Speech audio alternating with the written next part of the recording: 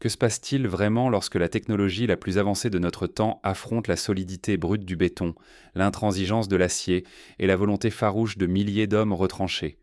Imaginez la scène. La citadelle industrielle de KHTZ, que tous tenaient pour imprenable, se transforme soudain en l'épicentre d'un cataclysme militaire. Mais ce choc n'est pas qu'une question de force. C'est l'histoire d'une nouvelle ère de la guerre urbaine, où chaque détail, chaque innovation, chaque erreur compte. Au cœur de Kharkiv, l'usine KHTZ n'est plus une simple usine. Elle est devenue une forteresse titanesque, une colonne vertébrale de la défense orientale ukrainienne. Plusieurs kilomètres de champs de mines, de tranchées profondes et de tunnels sinueux s'entrelacent sous les ruines de l'industrie, tissant un réseau de défense qui évoque les fortifications de Verdun ou même les labyrinthes de la ligne Maginot. Chaque bâtiment a été renforcé, chaque ouverture piégée, chaque accès surveillé. Rien n'a été laissé au hasard, chaque centimètre respire la préparation et la détermination à résister coûte que coûte. À l'intérieur de ce bastion, plusieurs milliers de défenseurs lourdement armés sont déployés selon un plan méticuleux. Imaginez des soldats qui connaissent pour chaque passage, chaque couloir secret, chaque angle mort, à la manière des partisans de Stalingrad dans les ruines de la ville. Leurs réserves sont vastes, accumulées pendant des semaines, parfois même dissimulées dans des caches secrètes datant de l'époque soviétique. Leur morale est inébranlable, nourrie par l'idée qu'ils défendent non seulement un bâtiment, mais un symbole. Pour un assaillant, tenter un assaut frontal contre ce monstre serait se jeter dans un piège mortel.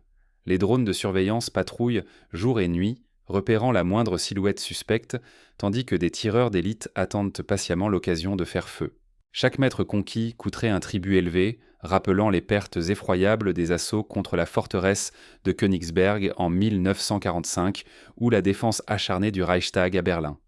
Alors, comment une citadelle conçue pour résister à tout a-t-elle pu s'effondrer en moins de 7 jours? Si la force brute ne suffit plus, la victoire appartient-elle désormais à ceux qui savent exploiter l'innovation tactique, à ceux qui savent marier l'intelligence humaine à la technologie la plus pointue? Ce qui se joue ici dépasse largement la simple défense d'un complexe industriel. C'est une remise en cause radicale de nos certitudes. Croire que l'épaisseur des murs, la masse d'acier ou la quantité de combattants suffisent encore, c'est risquer bien plus que la défaite. C'est risquer l'avenir même de la stratégie militaire telle que nous la connaissons. Le siège de KHTZ n'est pas une bataille ordinaire. Pour comprendre ce qui s'est réellement joué, il faut remonter au tout début de l'assaut, décortiquer chaque étape, chaque choix, chaque innovation qui a mené à ce bouleversement.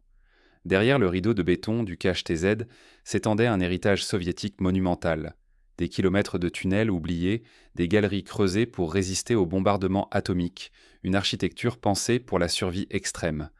Jadis symbole de la puissance industrielle, cette usine s'est muée en forteresse défiant la logique même de la guerre moderne. Pourquoi paraissait-elle intouchable? La protection du KHTZ reposait sur 3 couches de défense imbriquées à la manière des fortifications concentriques des châteaux médiévaux. La première couche, la plus extérieure, était une barrière mortelle, champ de mines très dense. Imaginez plusieurs kilomètres carrés truffés d'explosifs, capables de stopper net la progression de blindés comme de fantassins. Ajoutez à cela des obstacles antichars dignes des défenses du mur de l'Atlantique, des tranchées profondes et des murs de décombres dressés pour canaliser l'ennemi vers des zones de tir croisées. Chaque piège était surveillé par des postes de tir camouflés, comme aux heures les plus sombres de la bataille de Monte Cassino. La deuxième couche, le cœur du complexe, avait été totalement réinventé. Les immenses ateliers de béton armé et d'acier, vieux de près d'un siècle, servaient désormais de bunkers. Les ingénieurs militaires, inspirés par les leçons tirées de la défense de l'aciérie Azovstal à Mariupol, avaient aménagé des nids de mitrailleuses superposés sur plusieurs niveaux, des couloirs piégés et des postes de tir dissimulés dans les moindres recoins. Des caches de munitions ingénieuses permettaient de tenir des semaines sans ravitaillement. Mais la pièce maîtresse, c'était l'invisible, le réseau souterrain hérité de la guerre froide. Imaginez des kilomètres de galeries, de tunnels de communication, de bunkers atomiques reliés entre eux, permettant aux défenseurs de circuler à l'abri des bombardements et de lancer des contre-attaques éclairs. Ce maillage donnait à la garnison une résilience unique, comparable à celle des défenseurs du complexe Xuchi au Vietnam, ou des résistants de Varsovie lors de l'insurrection de 1944. Au-delà de la protection physique, l'architecture du KHTZ forgeait aussi l'esprit des défenseurs. Ce n'était pas qu'un poste avancé, c'était une citadelle, un symbole d'invincibilité. Cette certitude psychologique galvanisait la résistance à la manière des défenseurs de la forteresse de Brest-Litovsk qui tinrent des semaines contre la Wehrmacht. Face à ce monstre, les états-majors russes comprirent vite. Un assaut frontal, comme lors de la bataille du saillant de Koursk, aurait coûté des milliers de vies et risqué l'échec. Le KHTZ ne pouvait être pris de force. Il fallait l'encercler, l'isoler, puis l'user méthodiquement, patiemment, exploitant chaque faille comme le fit Wellington face à la forteresse de Badajoz en Espagne. Sous-estimer une telle forteresse, c'est risquer la débâcle, comme tant de sièges l'ont montré dans l'histoire.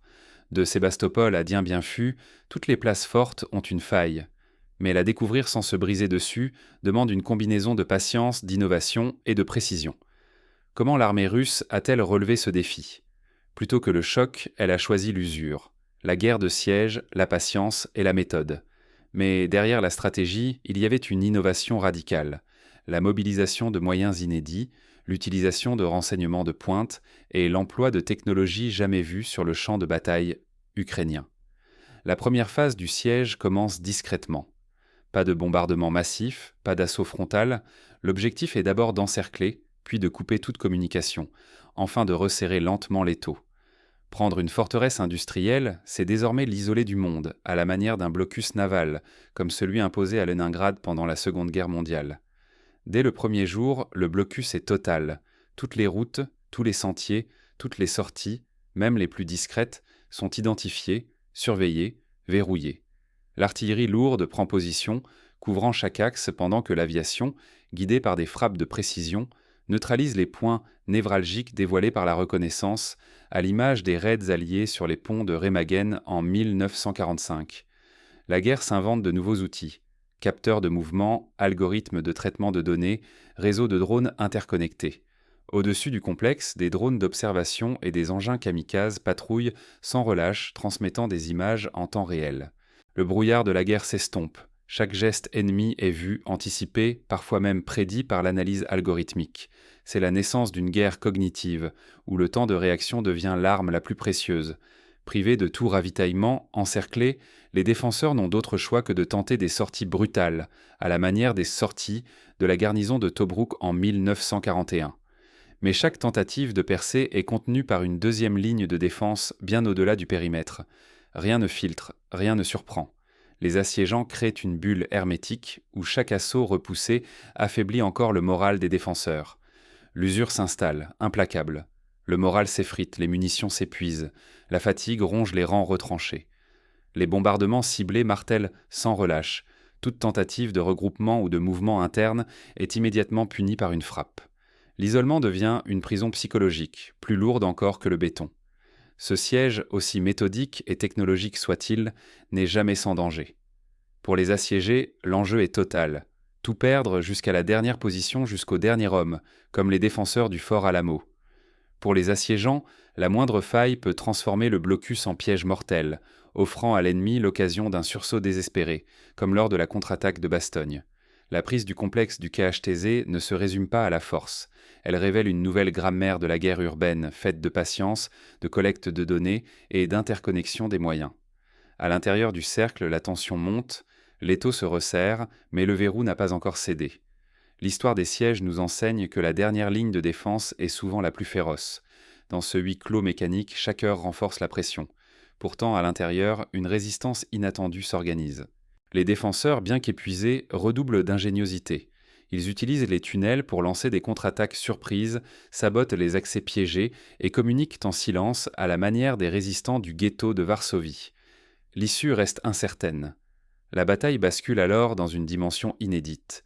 La guerre se joue en dessous de nos pieds et bien au-dessus de nos têtes.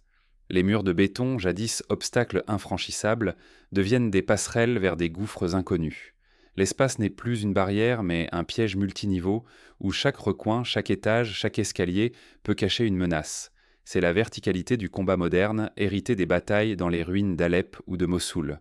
Par une ingéniosité redoutable, les assaillants brisent la première ligne. Les corridors, hérissés de mines et de pièges, sont lentement déminés à l'aide de robots spécialisés, parfois même de rats dressés pour détecter les explosifs, comme cela se fait en Afrique. Chaque assaut est synchronisé à la seconde, frappant l'ennemi là où il s'y attend le moins. L'impact psychologique est immédiat. Pour la première fois, le doute s'infiltre chez les défenseurs, fissurant la confiance qui les soudait. Mais la guerre véritable se déplace vers les profondeurs. Les souterrains, véritables labyrinthes, deviennent l'arène d'une traque silencieuse et suffocante.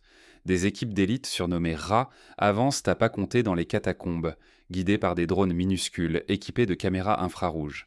Chaque couloir est barricadé, chaque salle transformée tantôt en piège, tantôt en bastion. Ici, chaque mètre arraché exige du temps, des nerfs d'acier et laisse des traces indélébiles. Dans les halls industriels, la guerre prend une autre forme. La progression est lente, dangereuse. Des drones kamikazes perçant le silence, surgissant derrière une poutre ou au détour d'un escalier, rappelant les attaques de drones improvisés en Syrie. Les combattants utilisent chaque passerelle, exploitent chaque niche, chaque étage, transformant l'espace en un champ de bataille à 3 dimensions, où l'issue peut basculer à tout instant. Au sommet de ce tumulte, la guerre des snipers fait rage. Derrière des vitres brisées, dissimulées dans les carcasses de machines, les tireurs d'élite se livrent à une partie d'échecs mortelle. Les contre-mesures se perfectionnent. Capteurs thermiques, leurres, brouilleurs de signaux. La tension est extrême. La moindre erreur coûte la vie, le plus petit mouvement trahit une position. Les défenseurs, acculés, voient un l'étau se resserrer sans espoir d'échappatoire.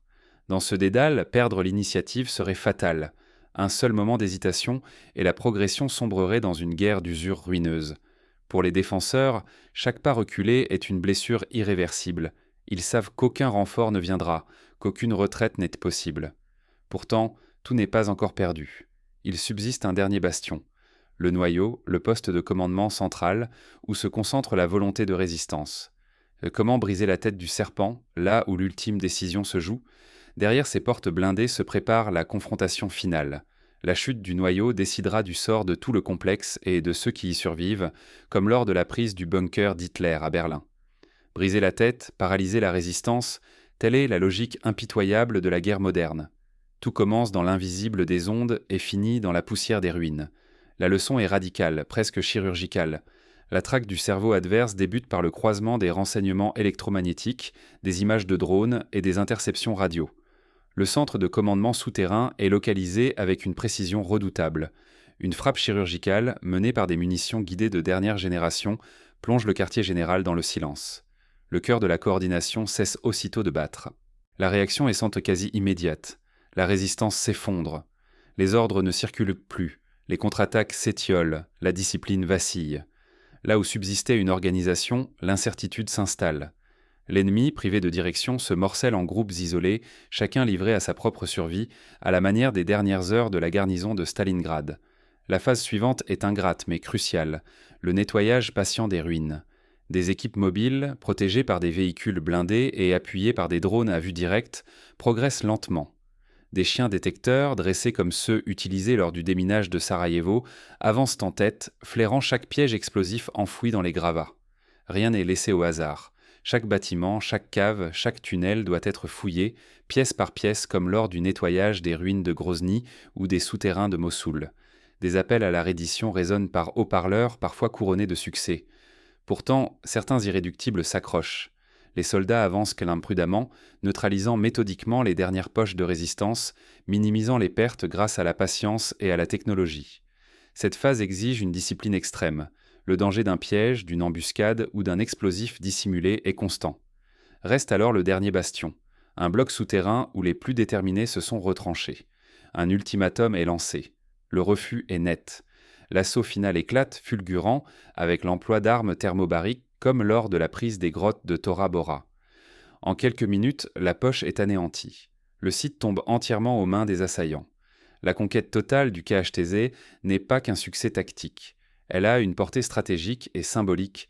Démanteler une forteresse réputée inviolable prouve qu'aucune défense, même la plus sophistiquée, n'est à l'abri d'une méthode alliant technologie, coordination humaine et rigueur extrême. Cette victoire rappelle la chute de la ligne Maginot, vaincue non par la force brute, mais par l'innovation et la ruse. Mais cette victoire est aussi un avertissement. Négliger le nettoyage, se précipiter après la chute du commandement, c'est laisser des menaces tapies dans l'ombre. Dans la guerre, comme dans toute opération complexe, chaque étape compte, de la rupture initiale à la dernière fouille. Oublier cette leçon, c'est payer le prix fort, comme tant d'armées l'ont appris à leurs dépens. KHTZ n'était qu'un exemple. L'art de la guerre urbaine évolue sans cesse. Il faut comprendre comment ces nouvelles méthodes redéfinissent la sécurité, la résilience et le rapport à la technologie. Après KHTZ, aucune forteresse n'est à l'abri. La victoire n'appartient plus à la force brute, mais à ceux qui apprennent, innovent et coopèrent sans relâche. La bataille pour le complexe industriel du KHTZ a marqué une rupture brutale. Construit pour résister à toutes les offensives, ce bastion a pourtant cédé face à une approche inédite. Chaque erreur, chaque lenteur a été fatale. Désormais, seule l'adaptation continue, la fusion de l'humain et de la machine, et la synergie totale des moyens permettent d'emporter la victoire. L'opération a brisé les anciens mythes, un rempart de béton saturé de pièges et de capteurs peut être démantelé par une coordination supérieure, l'emploi de drones intelligents, la guerre cognitive et l'exploitation de failles révélées par une reconnaissance multiniveau. Les murs les plus épais ne protègent de plus ceux qui s'accrochent aux recettes d'hier. La créativité tactique et l'innovation technologique sont devenues les armes décisives. Ce bouleversement dépasse le champ de bataille. Il remet en cause la croyance en l'invulnérabilité des forteresses, qu'elles soient matérielles ou procédurales. Dans la guerre urbaine du XXIe siècle, planifier, anticiper et analyser n'a jamais eu autant d'importance. Mais il faut aussi intégrer rapidement chaque leçon, chaque innovation, avant que l'adversaire ne le fasse. Le danger aujourd'hui serait de croire que KHTZ n'est qu'un épisode de plus. Ignorer ces leçons expose tout le monde, soldats, ingénieurs, citoyens, à l'obsolescence. Les mêmes principes qui ont permis de briser cette citadelle s'appliquent déjà à la sécurité, à la gestion de crise et à la survie dans des environnements complexes, où la surprise et la rapidité décident du sort. La guerre moderne impose des règles inédites, interconnexion totale des moyens, agilité des équipes, capacité à innover sous pression. Refuser cette évolution, c'est condamner son camp à l'encerclement, puis à la chute, comme tant de places fortes dans l'histoire. La prise du KHTZ dépasse la victoire tactique. C'est un signal. L'avenir appartient à ceux qui apprennent plus vite, qui coopèrent de plus étroitement et qui remettent sans cesse en cause leur certitude. Rien n'est imprenable. Tout dépend de l'approche et de l'intelligence collective. Il faut assimiler ces leçons, car bientôt, de nouveaux défis, plus imprévisibles encore, testeront notre capacité d'adaptation. Et si vous deviez retenir une seule chose de cette histoire, c'est que l'équilibre entre la tradition et l'innovation, entre la prudence et l'audace, sera toujours la clé de la survie. Ce n'est pas une question de mur ni de machine, mais d'esprit, de vision et de capacité à anticiper ce que l'adversaire n'attend pas. L'avenir de la guerre urbaine se joue ici, dans l'ombre de KHTZ, mais aussi dans chaque ville, chaque forteresse, chaque projet collectif du futur. À nous de choisir d'en tirer les leçons ou de subir la prochaine surprise de l'histoire.